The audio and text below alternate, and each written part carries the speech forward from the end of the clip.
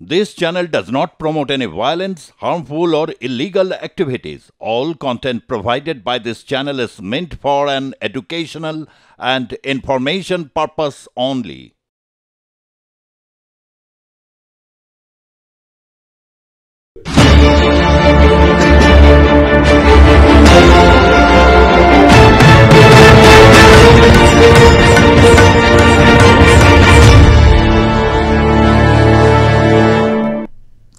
শুরু করছি বাংলা জানতে চায় সঙ্গে লাইভ ঋতব্রত। না, আজকে কোনো রাজনীতির কচকচানি নয়, এমনকি কোনো অপরাধ বা ঘটে যাওয়া কোনো সাংঘাতিক বিপদ আমাদের সামনে, তা নিয়েও আলোচনা করব না। আজকের আলোচনার বিষয়টা একেবারেই অন্যরকম, কিন্তু অত্যন্ত, বিশেষ করে আমার মতো এরকম অনেক রোমাঞ্চকর বা রোমাঞ্চপ্রিয় মানুষজন আছেন যারা রোমাঞ্চ পছন্দ করেন। আমরা পৃথিবীর অনেক কিছুই জানি, মিশর থেকে শুরু করে আমাজনের গহন অরণ্য অথবা মহাসমুদ্রের তলে নতুন কি আবিষ্কার হলো। কিন্তু অনেক সময় ঠিক রবি ঠাকুর যে কথাটা বলেছিলেন, সত্যি তো, এই বাড়ির থেকে দুপা বেরিয়ে কত বিস্ময়কর ঘটনা আছে সেটাই জানি না। আজ বাংলা জানতে চাইতে আমরা চলে যাব আজ থেকে হাজার হাজার বছর আগে তাম্রলিপ্তে। বিস্মৃতির অতলে তলিয়ে যাওয়া অনেক কাহিনী জেনে নেব। না, কোনো ভয় পাবেন না, আমি একজন নিতান্তই অর্বাচীন সাংবাদিক, আমি বলবো না। সেসব নিয়ে যারা কথা বলবেন এ বিষয়ে তারা বিশেষজ্ঞ। প্রথমে তাদের সঙ্গে একটু আলাপ করিয়ে দিই। আমাদের সঙ্গে রয়েছেন ডক্টর কৌশিক গঙ্গোপাধ্যায়, অধ্যাপক। এবং কৌশিক বাবু সত্যি কথা বলতে গেলে এই মুহূর্তে যারা আর্কিওলজি অর্থাৎ যারা প্রত্নতত্ত্ববিদ তাদের মধ্যে অন্যতম, শুধু পশ্চিমবাংলা নয়, গোটা উপমহাদেশের অন্যতম সেরা ব্যক্তিত্ব। আমাদের সঙ্গে রয়েছেন ডক্টর কাঞ্চন কুমার ভৌমিক, গবেষক। নমস্কার। আমার সঙ্গে রয়েছেন রাজীব শ্রাবণ, লেখক। অনেকগুলি বই রয়েছে এবং তার একটি লেখা বই ইদানিংকালে তাম্রলিপ্ত বন্দর নিয়ে এমন একটি বই লিখেছেন যেখানে বৌদ্ধ ধর্ম কি করে তাম্রলিপ্ত থেকে কিভাবে আন্তর্জাতিক হয়ে উঠল সে কাহিনী লেখা আছে তার সেই বইতে। এবং আমাদের সঙ্গে রয়েছেন ডক্টর দীপেন্দ্র নারায়ণ রায়, তিনি একাধারে লেখক এবং অবশ্যই তমলুকের রাজা, এখনো তমলুকের রাজা। এবং তার আরও একটি পরিচয় আছে, তিনি হচ্ছেন তমলুকের পৌরপ্রধান। আমি প্রথমে ডক্টর দীপেন্দ্র নারায়ণ রায় আপনার কাছেই যাব। এই যে তাম্রলিপ্ত নিয়ে আমাদের অনেক সময় অনেক প্রশ্ন আছে, এবং এটা তো ঠিক, আমরা অনেক সময় খুব নস্টালজিক হয়ে পড়ে অনেক কাহিনী, মানে একেবারে আপন মাধুরী মিশিয়ে নিজের মতো করে আমরা কাহিনী পরিবেশন করি। সত্যি তাম্রলিপ্ত বন্দর, এই বন্দরে আপনাদের রাজবংশের যে ইতিহাস, কত পুরুষের ইতিহাস, এবং আপনি কি বিশ্বাস করেন এই তাম্রলিপ্ত বন্দর বিভিন্ন হিউয়েনসাং থেকে শুরু করে বিভিন্ন পর্যটকদের লেখায় যে বন্দরের কথা বলা হয়েছিল সেই বন্দরই অধুনা তমলুক? অবশ্যই। আমি তাম্রলিপ্ত রাজ পরিবারের 64তম প্রজন্ম, তো এর পরেও 66, 67, 68, 69তম প্রজন্মরা রয়েছেন।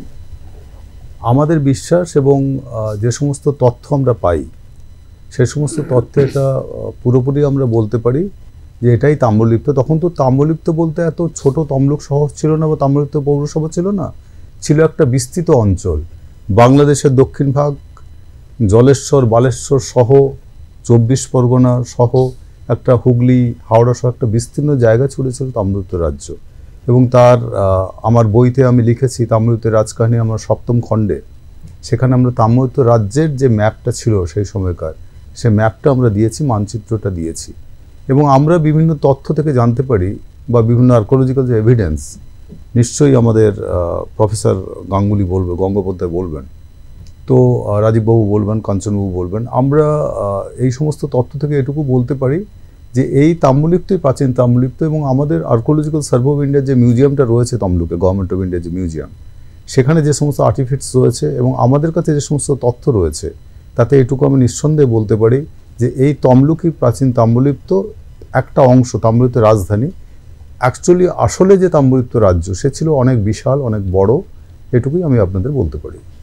আমি একেবারে সরাসরি ডক্টর কৌশিক গঙ্গোপাধ্যায়ের কাছে চলে যাব এবং আপনাদের জানিয়ে রাখি তিনি কিন্তু তার গবেষণা অর্থাৎ পিএইচডির গবেষণা মেদিনীপুরকে নিয়ে, এবং অবশ্যই সেখানে তমলুক বা তাম্রলিপ্ত ছিল। ডক্টর গঙ্গোপাধ্যায়, আমরা অনেকে অনেক কিছু বলি, কিন্তু আপনারা যারা আর্কিওলজিস্ট, প্রত্নতত্ত্ববিদ, আপনারা বৈজ্ঞানিক প্রমাণ ছাড়া কিছু বলেন না। সেক্ষেত্রে অনেক গল্প কিংবদন্তি প্রচলিত থাকতে পারে, কিন্তু এখনো পর্যন্ত অনেক কিছু যেহেতু প্রামাণ্য তথ্য হাতে নেই, প্রমাণ নেই, অনেকে বলেন তমলুক, তাম্রলিপ্ত এসবের পেছনে নাকি অনেক কিছু কল্পিত কাহিনী মিশিয়ে দেওয়া হয়েছে। আপনি আপনার দৃষ্টিভঙ্গিতে কি? আগে আপনাকে নমস্কার জানাই এবং আপনার দর্শকদেরও নমস্কার জানাই, যারা এখানে এসছেন তাদেরও নমস্কার জানাই। দেখুন, আপনি যেটা বললেন যে পাথুরে প্রমাণ যেটাকে বলা হয়, সেটা অবশ্যই তমলুক থেকে পাওয়া গেছে। তমলুকে দুটো এক্সকাভেশন হয়েছে, তিনটে। একটা হয়েছে স্বাধীনতার আগে, সেটা করেছিলেন টি.এন. রামচন্দ্রন বলে। তারপরে স্বাধীনতার পর 1951 এবং 53 সাল, এবং তারপরে 73 এবং 74 সালে দুটো এক্সকাভেশন করা হয়েছে from the behalf of archaeological survey of India. এবং এই দুটো যে খনন কার্য, সেখান থেকে পরিষ্কারভাবে এটা দেখা যাচ্ছে যে তমলুক যে অধিবাসীর যে স্তরটা, সেটা কিন্তু 3rd সেঞ্চুরি বিসির আগে থেকে, অর্থাৎ আমরা যেটাকে বলি চালকোলিথিক, অর্থাৎ মানুষ যখন তাম্রপ্রস্তর যুগ, তখন থেকে কিন্তু তমলুকে মানুষের বসবাস, সেই নিয়ে কোনো আর সন্দেহের অবকাশ নেই। এবং সেটা কিন্তু কন্টিনিউ করেছে বহু বছর ধরে। বহু বছর বলতে পাল সেন যুগ অবধিও কিন্তু আমরা ওখানকার আর্কিওলজিক্যাল এভিডেন্স পেয়েছি। এখন খনন কার্য যখন হয়, তখন এটা মনে রাখতে হবে যে অনেক সময় আমরা কিন্তু, যে তমলুক একটা বড় শহর, এখনকার পরিধি মোটামুটি 1 স্কোয়ার কিলোমিটার কিংবা তার বেশি। খনন কার্য হচ্ছে ধরুন 10 বাই 10 মিটারের একটা জায়গায়। সুতরাং সেইখানে আপনি সবসময় যে তক্ষুনি যে এভিডেন্সগুলো আমরা টেক্সচুয়াল বা আমরা ইনস্ক্রিপশন থেকে পাচ্ছি, সঙ্গে সঙ্গে যে সেই এভিডেন্সগুলো পাওয়া যাবে, এটা কিন্তু নয়। তার সবচেয়ে উদাহরণ হলো যে মহেঞ্জোদারোতে বহু প্রত্নতাত্ত্বিক তারা গেছেন বহু আগে। হ্যাঁ, হরপ্পাতেও গেছেন, হরপ্পাতে আলেকজান্ডার কানিংহ্যাম গেছেন, কিন্তু তারা তখন বুঝতে পারেননি যে এটা হচ্ছে একটা প্রাচীন শহর। সেটা আলটিমেটলি যখন তার আবিষ্কার হলো এবং সেটা যখন বৈজ্ঞানিকভাবে প্রতিষ্ঠিত হলো, সেটা রাখাল দাস ব্যানার্জি এবং সেই সময়কার।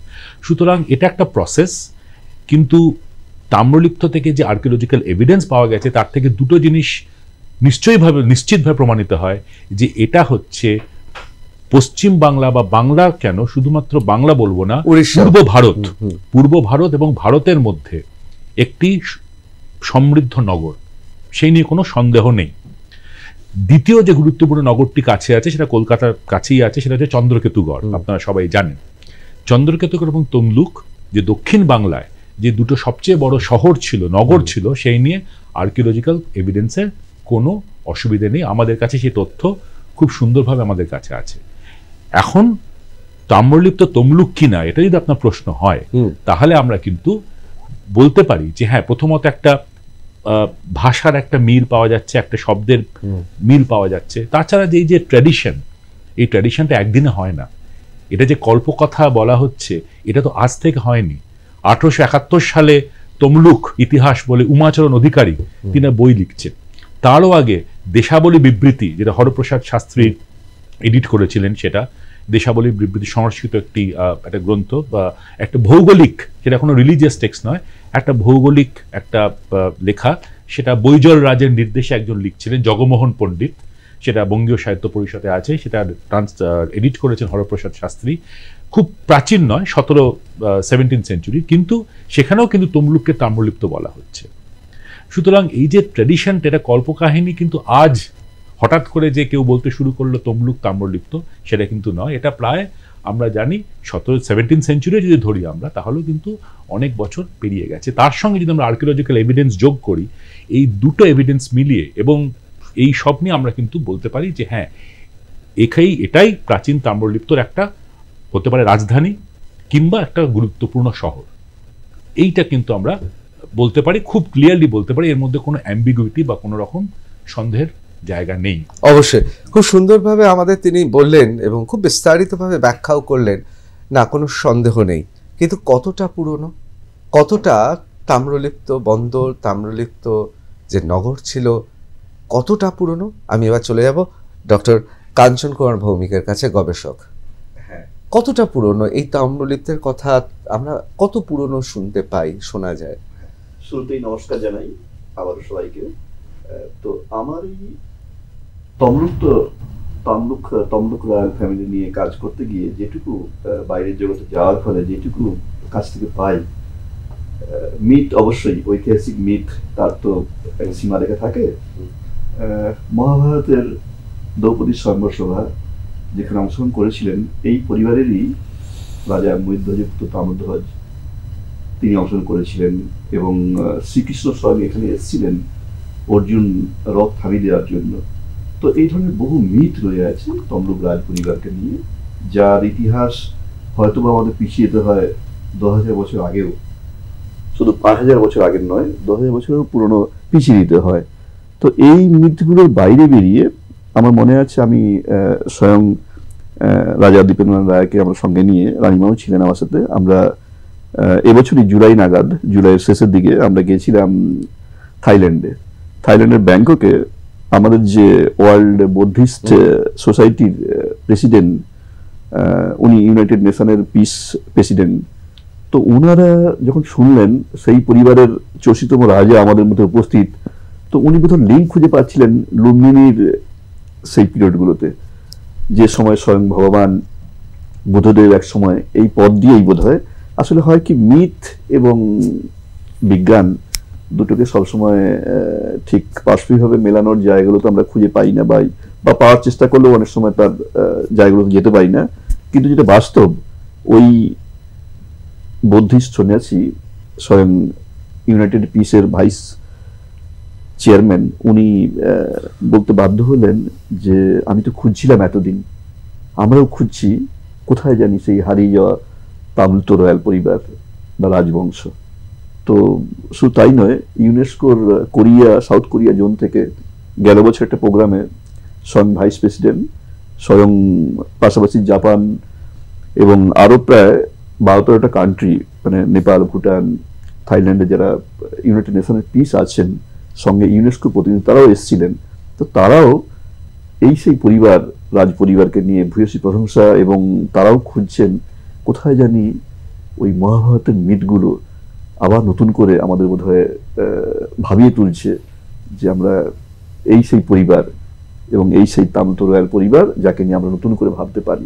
আপনি বলছেন তাহলে তাম্রলিপ্তের ইতিহাস ছাড়িয়ে মিথ কিংবদন্তিতে পুরাণেও তার ঠাঁই ছিল। একদম। আমি একবার রাজীব শ্রাবণের কাছে চলে যাবো। একটা অনবদ্য বই তিনি লিখেছেন, তাম্রলিপ্ত আ সিটাডেল অফ বুদ্ধিজম, অসাধারণ একটি বই।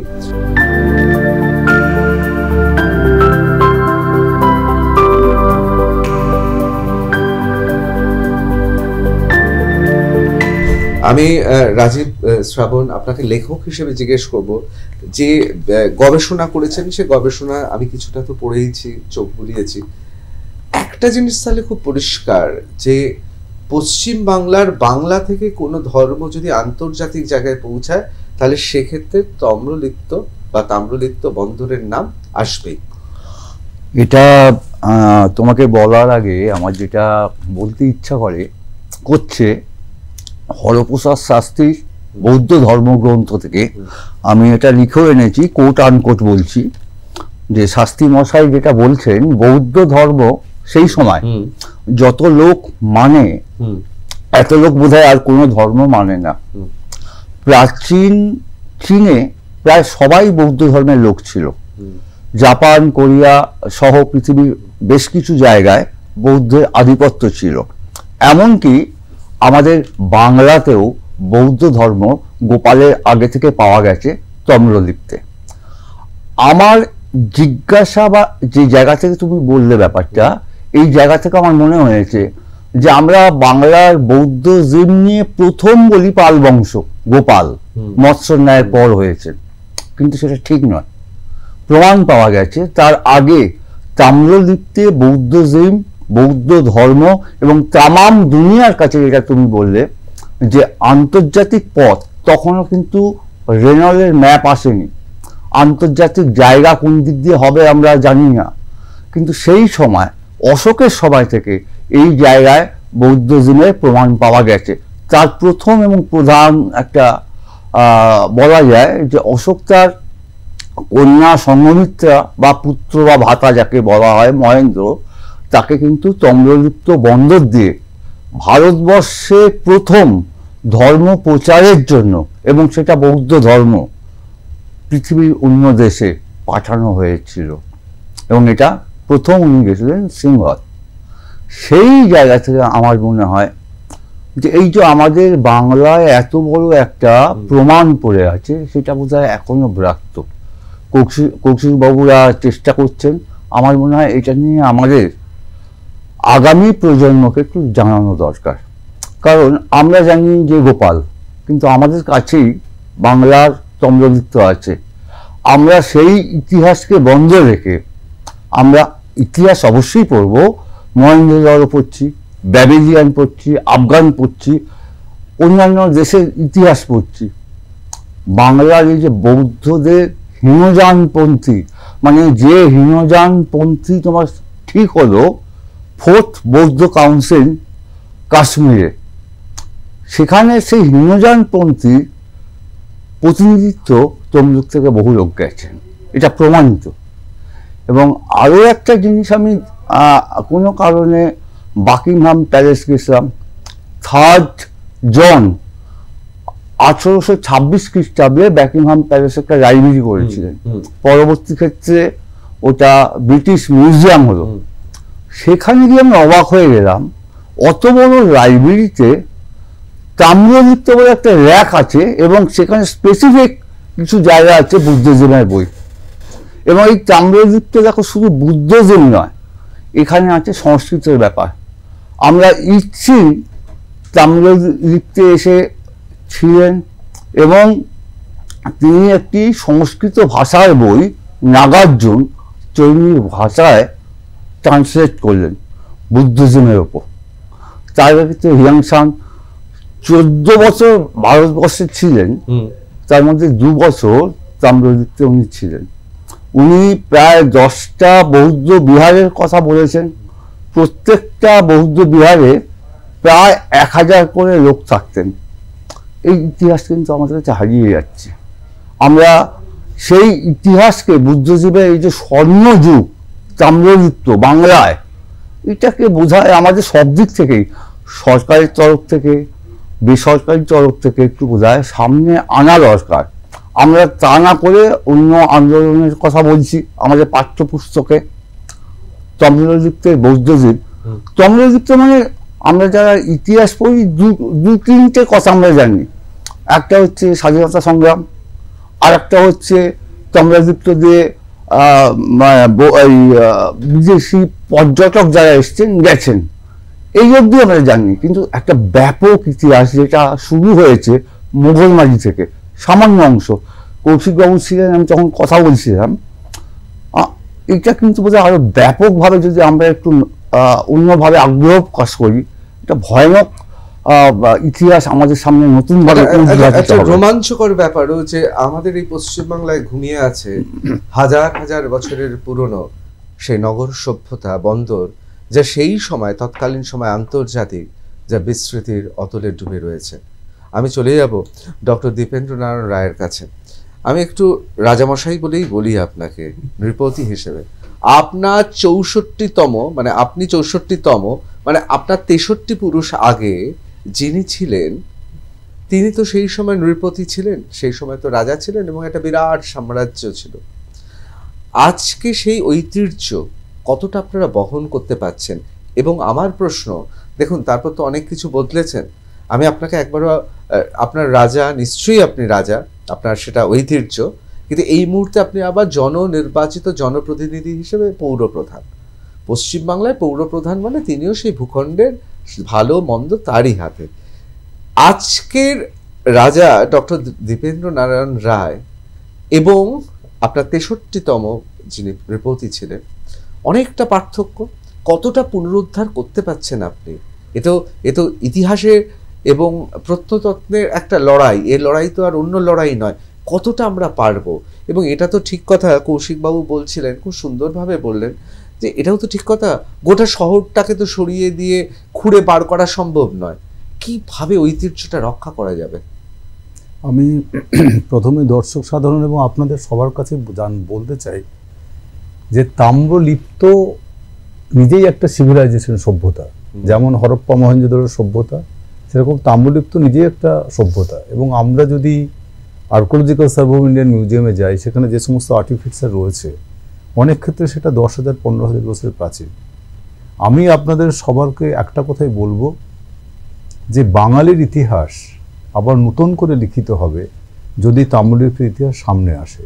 এই যে হরপ্পা মহেঞ্জোদারোর কথা আমরা শুনেছি, পড়েছি ইতিহাসে, এই ইতিহাস যদি আমরা তুলে আনতে পারি এবং টু সাম এক্সটেন্ট কৌশিকবাবু তিনি আর্কোলজিকে নিয়ে এবং তিনি রিসেন্টলি তমলুকে ভিজিটও করেছেন, দীর্ঘদিন তিনি তাম্রলিপ্ত নিয়েই পিএইচডি করেছেন। আমি সবার কাছে আবেদন করব, ইরেসপেক্ট অফ অল পাবলিক বা পার্টি এনিথিং, যে আসুন আমরা সবাই মিলে তাম্রলিপ্তের ইতিহাস এবং ঐতিহ্যকে বিশ্বের দরবারে প্রতিষ্ঠা করি। আপনি যদি বলেন কেন, আমার বাবা ছিলেন আর্মির কর্নেল।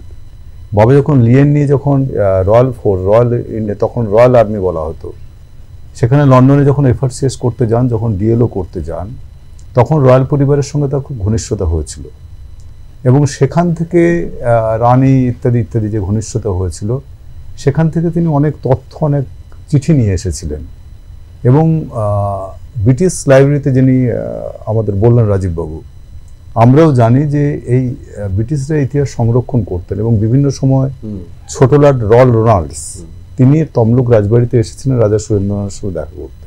এবং একইভাবে 1938 সালের 11 এপ্রিল নেতাজি সুভাষচন্দ্র বসু এসেছিলেন তমলুক রাজবাড়িতে। এবং আমি আপনাকে কয়েকটা আজাদি কা মহোৎসব, অবশ্যই এটা তো আমি দেখাবো, গভর্নমেন্ট অফ ইন্ডিয়া, আমার বাবা ডক্টর ধীরেন্দ্রনাথ রায়, আমার ঠাকুরদা রাজা সুরেন্দ্রনাথ রায় এবং আমাদের নেতাজি সুভাষচন্দ্র বসু যে তমলুক রাজবাড়িতে স্পেশাল কাভার তারা প্রকাশ করেছেন। এবং আমি বলবো যে ইতিহাসকে বাঁচিয়ে রাখা বা ঐতিহ্যকে বাঁচিয়ে রাখা সমস্ত মানুষের নিজের কর্তব্য। কারণ আমার বাবা কে ছিলেন, আমার ঠাকুরদা কে ছিলেন, তার ঠাকুরদা কে ছিলেন, সেই ইতিহাস বেঁচে থাকলেই এই যে এখন সামাজিক যে একটা অন্যরকম অবস্থা, আমার মনে হয় মানুষ তার ইতিহাস, তার পুরনো ঐতিহ্য জানলে মনে হয় মানুষ অতটা বিপদগামী হবে না। তারা নিশ্চিতভাবে ইতিহাসের সঙ্গে থাকবে, মানুষের সঙ্গে থাকবে, সমাজের সঙ্গে থাকবে। আর আপনি একটু আগে বলছিলেন আমার বর্তমানে আমি যে পদে আছি, আমি বলি যে আমরা মানুষের সঙ্গে আছি। আমি সবসময় আমাদের তমলুকে বা তাম্রলিপ্ত নগরীতে বিভিন্ন সময় আমরা বিভিন্ন রকম, এটা আমাদের 6 বছর আন্তর্জাতিক সেমিনার হবে, যেখানে 12টা 15টা দেশ আসবেন। এবং আমি কৃতজ্ঞ আমাদের সরকার সহ সবার কাছেই, সমস্ত জ্ঞানীগুণী মানুষদের সঙ্গে সঙ্গে আমি কৃতজ্ঞতা জ্ঞাপন করি থাইল্যান্ড প্রশাসন যারা আমাদের সঙ্গে আছেন, নেপালের ইউনেস্কো তারা ডাইরেক্টলি আমাদের সাপোর্ট করছেন। এখন বাংলাদেশের পরিস্থিতি একটু অন্যরকম, না হলে বাংলাদেশও আমাদেরকে সাপোর্ট করেছিলেন এবং শ্রীলঙ্কা। এবং আপনাদের এই প্রসঙ্গে বলি 2010 সালে শ্রীলঙ্কার যিনি হাই কমিশনার তিনি তমলুক রাজবাড়ি ভিজিট করেছিলেন। তার কাছে তথ্য ছিল যে তমলুক রাজপরিবারের সঙ্গে শ্রীলঙ্কার একটা ঘনিষ্ঠ যোগাযোগ ছিল এবং তিনি এসেছিলেন এবং তিনি আমাকে চিঠিও দিয়ে গেছেন তিনি যে এসেছিলেন। কিন্তু পরবর্তীকালে তিনি আমাকে শ্রীলঙ্কার স্টেট গেস্ট হিসেবে ইনভাইট করেছেন, কিন্তু পরবর্তীকালে ওদের দেশে একটা সমস্যা তৈরি হয়, আপনারা সবাই জানেন, যার ফলে আমি সেখানে যেতে পারিনি। তো আমি আপনাদের সবার কাছে করজোড়ে আবেদন করে বলতে চাই, এই প্রাচীন ইতিহাস ঐতিহ্যকে আসুন আমরা সবাই মিলে তুলে ধরি, এতে গবেষণা হোক, রিসার্চ হোক। বাংলার যে প্রাচীন ঐতিহ্য, সেই ঐতিহ্য হাজার হাজার বছর যে প্রাচীন ঐতিহ্য, সেই ঐতিহ্য সামনে আসুক এবং সারা বিশ্ব একে জানুক, এইটা আমি আপনাদের কাছে আবেদন করতে চাই। আমি একটু শুনতে চাইছিলাম, মানে কতটা স্মরণ করতে পারছেন পূর্বপুরুষদের নাম, মানে সবচেয়ে প্রাচীন কার নাম আপনার মনে আছে? ময়ূরধ্বজ, তাম্রধ্বজ, হংসধ্বজ, সিকিধ্বজ, এরকম অনেক নামই আমি জানি। এরপর থেকে কি নামটা পরিবর্তন হতে হতে ইন্দ্র, দীপেন্দ্র? না, এটা অ্যাকচুয়ালি দীপেন্দ্র এটা একটা টাইটেল, মানে ব্যাপারটা হচ্ছে আপনারা সবাই জানেন যে অনেক সময় রাজারা বিভিন্ন উপাধি গ্রহণ করে, এটাও সেরকমই একটা উপাধি গ্রহণেরই অঙ্গ। তাহলে দীপেন্দ্র উপাধি নারায়ণ, নারায়ণটা আমাদের যে ঠাকুর দেবতা, আমাদের যে বাড়ির যে দেবতা, কয়েক শত কেন হাজার বছরের যে প্রাচীন আমাদের যে রাধা মাধব মন্দির, সেটাকে আমরা নারায়ণ শিলা বলি, সেইখান থেকে নারায়ণ। অবশ্যই এই কথাটা এই কারণেই জানতে চাইলাম নাম শুধু নিছক নাম নয়, এর পেছনে একটা ইতিহাস লুকিয়ে আছে। প্রত্যেকটা শব্দের পেছনে, নামের প্রত্যেকটা শব্দের পেছনে এক একটা কাহিনী আছে। আমরা শুনলাম যে সবচেয়ে পুরনো ময়ূরধ্বজের নামই তাহলে আমরা বলবো সবচেয়ে পুরনো, তার নামটাও আমরা শুনলাম। আমি একবার রাজীবদার কাছে চলে যাবো। রাজীববাবু, আপনি তো বইটা লিখেছেন, হ্যাঁ, কোথাও কি মনে হচ্ছে ইতিহাসটা খুব রোমাঞ্চকর? আমরা যারা সাধারণ পাঠক তাদের কাছে খুবই রোমাঞ্চকর, কারণ এই যে বৌদ্ধজিম তাম্রলিপ্তের এখানের বহির্বিশ্বের আমার মনে হয়েছে যে পরবর্তী ক্ষেত্রে আমাদের যে ভারতীয় বিভিন্ন রাজা আকবর বৈবাহিক সূত্রে তাদের রাজ্য বিস্তার, এটা বোধহয় এখান থেকে শুরু হয়েছে। ইন্দোনেশিয়া, সেখানে কিন্তু তাম্রলিপ্তের কন্যার বিবাহ হয়েছে। নেপাল, সেখানে কিন্তু তাম্রলিপ্তের কন্যার বিবাহ হয়েছে। জাপান এবং শ্রীলঙ্কা, এরকম বহু দেশে সেই সময় প্রায় ধরো 5000 বছর আগের গল্প, সেই সময় ওরা কিন্তু বৈবাহিক সূত্রে সমুদ্র হিমাচল তাদের কিন্তু রাজ্য বিস্তার ছিল। এটা আমি এই বইটা করতে গিয়ে বিভিন্ন জায়গায় তথ্যটা পেয়েছি। এই তথ্য কিন্তু আমরা জানি ইতিহাসে, যে আমাদের আকবর, আমরা ইতিহাসে পরবর্তী রাজাদের কথা জানি, কিন্তু এই তাম্রলিপ্ত সরকার, এই তাম্রলিপ্ত পরিবারে এই যে বৈবাহিক সূত্রে তার রাজ্য বিস্তারের নীতি, এটা বোধহয় এখনো অধরা রয়ে গেছে এই ইতিহাস। এটা আমার মনে হয়েছে জানানো খুব দরকার পরবর্তী প্রজন্মের কাছে। অবশ্যই। আমি কাঞ্চনবাবুর কাছে একবার দ্রুত চলে যাব। কতটা রোমাঞ্চকর, একই প্রশ্ন করছি, কারণ এই যে আর্কিওলজি বা প্রত্নতত্ত্বের বা ইতিহাসে বিস্তৃত, ইতিহাসের অতলে তলিয়ে যাওয়া বিস্তৃতির মধ্যে আমাদের একটা অদ্ভুত রহস্য, আকর্ষণ আমাদের থাকে। কতটা আকর্ষণীয় হতে পারে, অজানা কি তথ্য চলে আসতে পারে। এটা তো সত্যি গভীর খেদের বিষয় যে আমরা আমাদের বাংলার ইতিহাসটাই জানি না। আমরা আফগানিস্তানের ইতিহাস পড়ছি, যে কথা রাজাবাবু বলছিলেন, আমরা ইতিহাস পড়ছি মোগলদের, আমরা ইতিহাস পড়ছি শ্রীলঙ্কা সিংহলের, অথচ আমার তাম্রলিপ্তের ইতিহাস, বাংলার ইতিহাসই পড়ি না। একদম। আসলে হয় কি, লাস্ট 3 বছর স্যার আমাকে প্রতি বছরই ডাকেন। এক সময় আমি আফ্রিকাতে ছিলাম, অনেকটা সময়, প্রায় 1 বছর আফ্রিকাতে কাজ করার সুবাদে। ওই সময় স্যার আমাকে ইনভাইট করেছিলেন 4 বছর আগে, প্যান্ডামিকের পিরিয়ডে, ওনার এই তমলুক রাজ পরিবারে 3 দিনের আন্তর্জাতিক সেমিনার আসার জন্য। তো তারপর থেকে আমার মনে আছে আমি যত গভীরে যাচ্ছিলাম, দেখাও হয়েছিল কয়েকবার, স্যার সাথেও দেখা হয়েছিল ওই অনুষ্ঠানগুলোতে, গভীরে ছিলাম, খুব অবাক হচ্ছিলাম। মানে এখন আমার গায়ে কাটা দেয় যে এই সেই পরিবার যার বিস্তার সমুদ্র হিমাচল ব্যাপী, শ্রীলঙ্কা থেকে, বাংলাদেশ থেকে, জাপান, তাইওয়ান।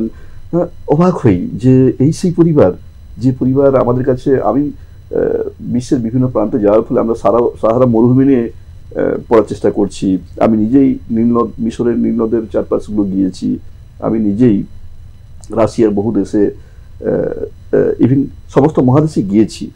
হরপ্পা মহেঞ্জোদারো আমরা হইচই করছি, অথচ আমার বাড়ির সামনে তামিলনাড়ু রাজ পরিবার, যে পরিবার নিয়ে এত মিথ, সেই পরিবার কি আমরা তুলে ধরতে পারবো না? এটা খুব খুব রোমাঞ্চকর মনে হয়, এবং আমার কথা বলতে গেলে গায়ে কাটা দেয় যে এই সেই পরিবার, এই সেই পরিবারের 64 ব্লাড এখনো আমাদের মধ্যে উপস্থিত, যে এই সেই পরিবারকে নিয়ে আমরা বোধহয় নতুন করে আবার ভাবতে পারি, নতুন করে আবার ইতিহাস লিখতে পারি। অবশ্যই অনেক কাহিনী রয়েছে, সেই কাহিনীর মধ্যে যাচ্ছে না। নেতাজি সুভাষচন্দ্র বোস আসবেন বলে রাজ পরিবারের বাগানের আম গাছগুলোই কেটে দেওয়া হলো, আর তাই জন্য কিন্তু ব্রিটিশ সরকারের বিরুদ্ধে বা ব্রিটিশ সরকারের বিরোধিতা করতে পিছপা হয়নি। আসলে বুঝতেই পাচ্ছেন তো, 63তম, মানে আপনি 64, আমি একেবারে প্রথমে চলে যাচ্ছি, মানে ব্রিটিশদের আগে থেকেও চলছে সেই রাজ। তারা কেন ব্রিটিশ রাজকে ভয় পাবে? আমি একেবারে শেষ অংশে চলে এসেছি। আমি অবশ্যই ডক্টর কৌশিক গঙ্গোপাধ্যায়ের কাছে যাব। আর প্রথমেই আপনাকে খুব ধন্যবাদ দিতে ইচ্ছে করছে।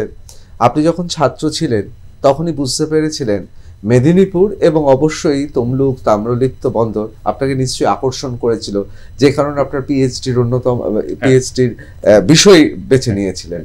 কোথাও কি মনে হচ্ছে যে সত্যি এই বাংলায়, এবং আপনি যে কথা বলছিলেন যে এটা তো ঠিক কথা, আমরা বাঁকুড়া, পুরুলিয়াতে আমরা জানি যে বিভিন্ন সময় নৃতাত্ত্বিকরা, বিশেষ করে যারা প্রিহিস্টোরিয়ান, তারা দেখেছেন সেখানে পাথরের অস্ত্র ব্যবহার করা হতো। আজকে আপনি মেদিনীপুর এবং তৎসংলগ্ন এলাকায় আপনি বলছেন যে প্রস্তর এবং থেকে তামার ব্যবহারের সময় মানুষ ছিল। কোথাও কি মনে হচ্ছে বাংলার একটা বিরাট অজানা ইতিহাস এখনো উন্মোচিত হতে বাকি আছে? 100% এ কারণেই, কারণ আমরা আমাদের বিভাগ থেকে যে কাজগুলো করছি, শুধু আমি নয়, আমার যারা কলিগ আছেন, আমরা দেখতে পাচ্ছি যে ধরুন এই মেদিনীপুর অঞ্চল বা আমাদের সুন্দরবন অঞ্চল, মেদিনীপুর অঞ্চলে মনে করা হতো যে মৌর্য সময়, আমি সাধারণ মানুষের জন্যই বলছি, তারা ব্যাপারটা বুঝতে পারবেন যে মৌর্যদের আগে হয়তো কোনো সভ্যতা ছিল না, কিন্তু এক্সকাভেশনের মধ্যে দিয়ে আমরা দেখতে পেয়েছি যে তারও প্রায় 1000 বছর আগে। এবং এই কারণেই আমরা বলছি, কারণ আমাদের কাছে রেডিও কার্বন ডেটিং আছে, যেটা এখন বৈজ্ঞানিকভাবে আপনি একদম এস্টাবলিশ করতে পারবেন একদম টাইম দিয়ে যে কোন সময়, যে সেখানে মানুষ প্রথম গ্রাম তৈরি করছে কিন্তু 3000 BC বা তারও আগের কাছাকাছি, অর্থাৎ হরপ্পা মহেঞ্জোদারো সময় থেকে খুব একটা দূরে নয়। অর্থাৎ একটা বন্দর যে তৈরি হয়েছে বা একটা সভ্যতা তৈরি হয়েছে, তার তো সময় লাগে, হঠাৎ করে সে তো আর উৎপন্ন হয় না। সুতরাং তার আগে একটা গ্রামীণ সভ্যতা তৈরি হয়েছে এবং সেখান থেকে সভ্যতা উন্মোচন হয়েছে, এবং অনেকখানি এখনও আমাদের পলিমাটির তলায় আছে। আমরা বিভিন্নভাবে চেষ্টা করছি মূলত বৈজ্ঞানিক নিরীক্ষণ করে এবং আরও অনেক নতুন টেকনোলজি ব্যবহার করে যে সেগুলোকে উন্মোচন করা। এবং তার একটা কারণ ইতিহাস লেখন, আরেকটা হচ্ছে এটা কিন্তু একটা, আমি এটা যদি সময় থাকে বলতে পারবো যে এটা একটা কিন্তু যেটা উনি করছেন, একটা revenue earning of the government এবং রেভিনিউ জেনারেশন, মানে ইনকাম জেনারেশনের একটা বিরাট জায়গা, যেটা আপনি বিদেশে গেলে দেখবেন যে লোকাল একটা কিন্তু একটা ইনকাম জেনারেশনের বিশাল জায়গা হতে পারে, যেটাকে উনি করছেন হেরিটেজ ট্যুরিজম। সেই জায়গাটা কিন্তু আমরা এখনো ভালো করে করতে পারিনি। সেটা যদি করতে পারি তাহলে কিন্তু লোকাল লেভেলে আমরা অনেক ছেলে মেয়েকে আমরা ইনকাম একটা জেনারেশনের জায়গা দিতে পারবো। সেটাও হয়তো আমি ওনাকে অনুরোধ করব, উনি করছেন অলরেডি, সেটাও মাথায় রাখতে। বাহ, খুব সুন্দর বললে। আমরা একেবারে শেষ সময় চলে এসেছি।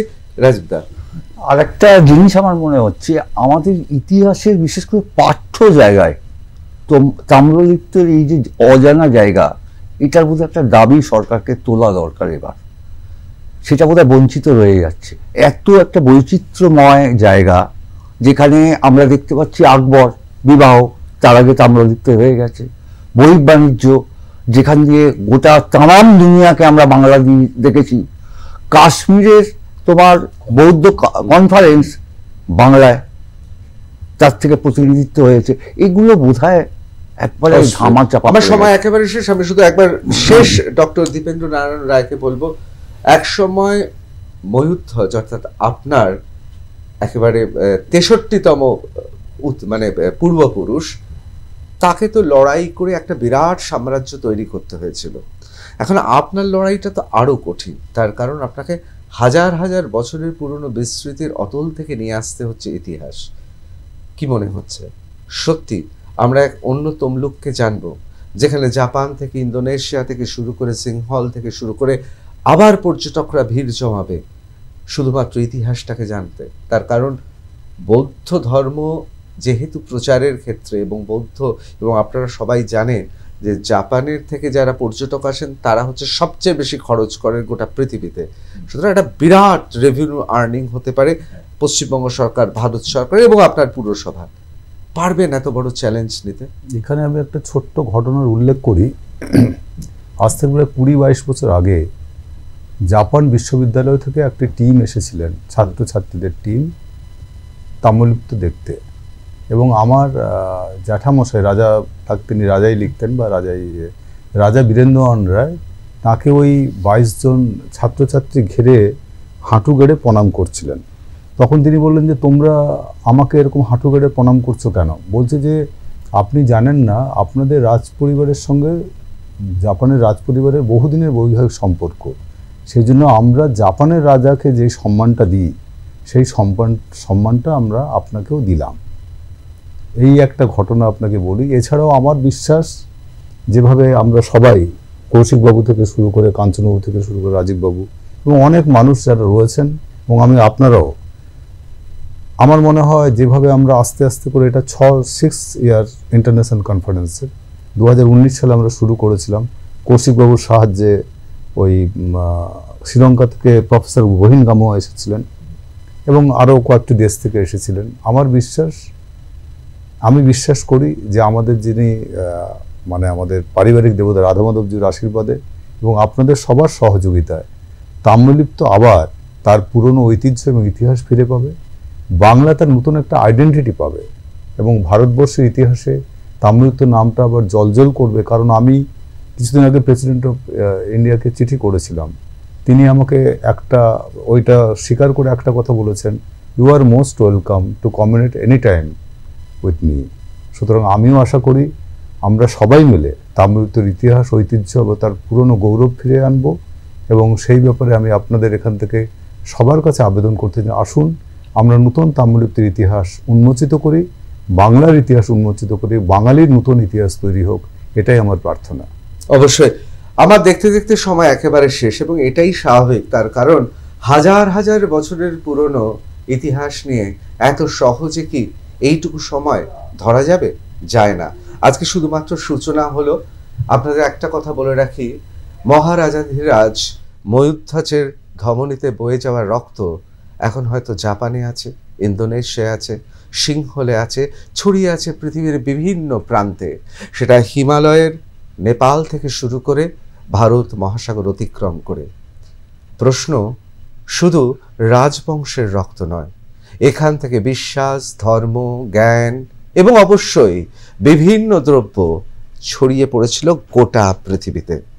আবার কি আমরা পারব বাংলা সেই ঐতিহ্যকে ফিরিয়ে এনে অন্তত তার গল্পগুলোকে মানুষের সামনে তুলে ধরতে?